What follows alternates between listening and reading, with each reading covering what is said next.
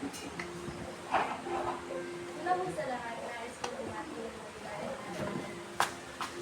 Pero po ako hindi handang gawin. Nanalangin ko na sa bawat isa ay matutunan. Kung ako pala si Christine, bilang sa mga halang hanggang ngayon,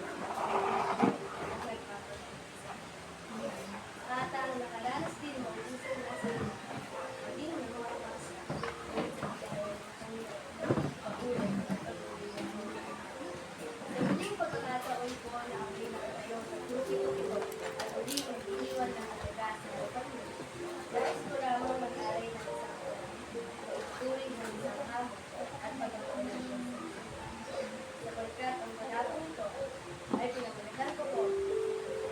Keep your fire burning.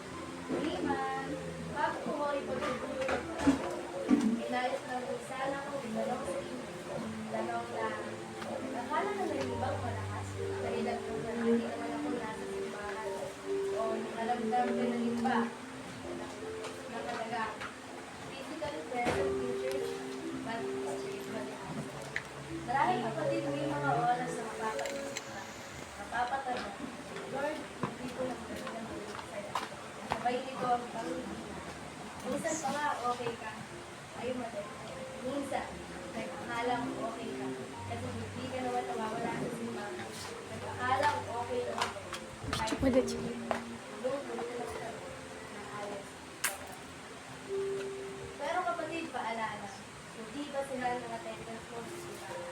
Wala naman ang apol o ningas sa puso natin na siya ito. At kapatid, pagkakatandaan, walang silbi ang gawa kung wala naman sa puso na nagawa.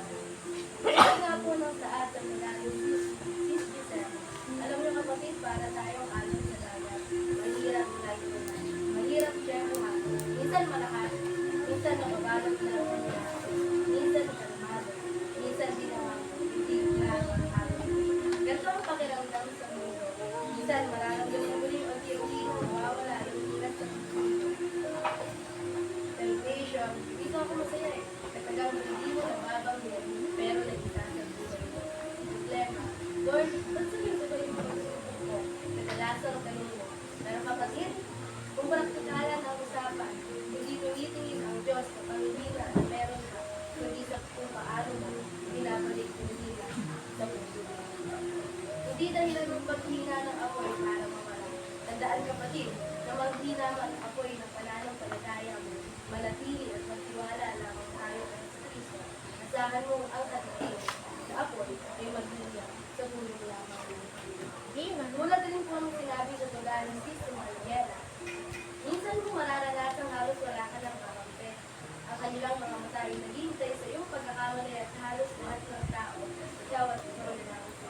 Pero muli, tandaan, sa dinami-dami ng tao sa mundo, ikaw ang kanilang pinili. Pinili ka kapatid, kaya nandito ka, nakitulog. Kaya't magpapasalamat ay ating lang ipagod. Kung sa mga oras na to, naguguluhan ka, pakiramdam na ubos na at hindi na hinahalo. Naligan mo lang ang tudanis ni Mika, napinutan niya, natuloy ka lang, kahit ang sitwasyon mo. Sa mga oras na to, nais mong umiyak, bugod ka na, at sa Diyos mo lahat kilala. Tulad nga ng sinabi sa tula ni Sis Jillian, panalangin, solusyon sa lahat. Muli kapatid, keep our fire burning, hindi sa mundo, kundi sa ating Diyos na siya sa Kristo.